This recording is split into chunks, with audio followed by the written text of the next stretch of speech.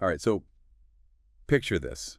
You're in a bustling cafe in Bali, the sounds of the tropics all around, and you see someone working on their laptop, or maybe you're on a Lisbon rooftop with a stunning city view, and someone there is leading a virtual meeting. I mean, this isn't just a travel fantasy anymore, right? This is becoming a real economic shift. It is. Today, we're going to take a deep dive into this whole digital nomad thing and see how it's shaking up the global economy. Yeah. We'll be looking at some really interesting research and data to try to get a clear picture of, how this whole phenomenon is reshaping the way we work, how we manage our money, and even how countries are adapting to it. Absolutely. I think what's really fascinating is how the sheer scale of this movement has just exploded.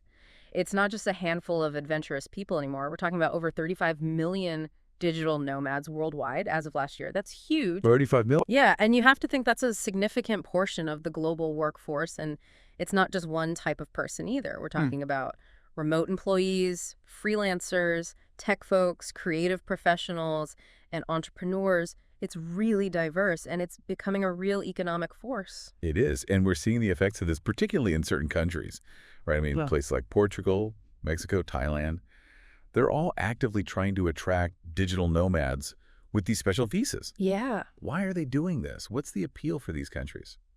Well, if you look at it from a purely economic standpoint, these digital nomads, they bring in a lot of value, right? They're spending money on rent, food, local businesses. They're contributing to the economy in a way that's pretty sustainable. Yeah. They're not necessarily competing for local jobs. And some studies even suggest that digital nomads, they actually tend to spend more and stay longer than your average tourist. Oh, wow. So it's more consistent kind of Exactly. economic boost. Yeah, it's not just about the spending, though. It's driving all sorts of changes in infrastructure, too. Oh, yeah. Like what? Well, think about it. Co-working spaces are popping up all over the place to accommodate this flexible workforce. High-speed internet is becoming like a basic necessity now. And even services like banking and real estate, they're having to adapt to cater to this international remote community. So it's like a ripple effect going through Absolutely. a lot of different industries now. Yeah. Okay, so let's switch gears a bit and think about some a business perspective. What are the real advantages for companies that are hiring digital nomads? Is this just a trend, or are there actual concrete benefits? Oh, no. The benefits are real for businesses. I mean, first off, you think about the overhead costs that get slashed. Remote work means you don't need those massive office spaces, travel expenses go down, relocation costs disappear. It's huge.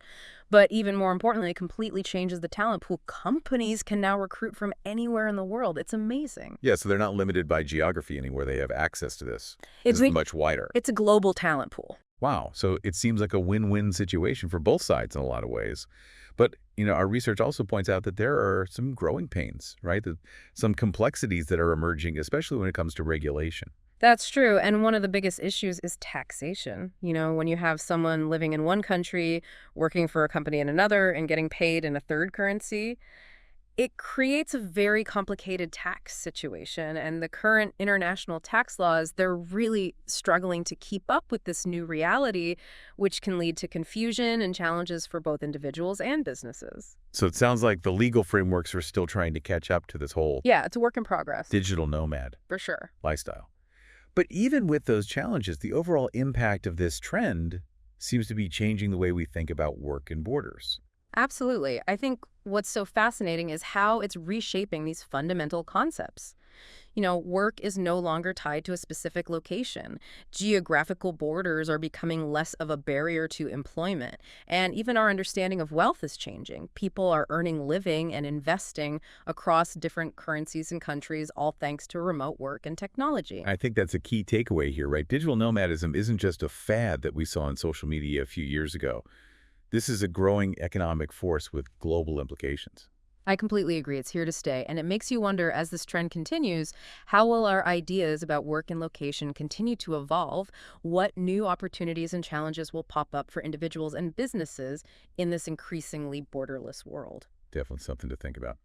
All right, that's all the time we have for today's deep dive, but keep those questions in mind, and let's see what the future holds for this digital nomad revolution. Sounds good. Thanks for listening. Yeah, thanks for having me.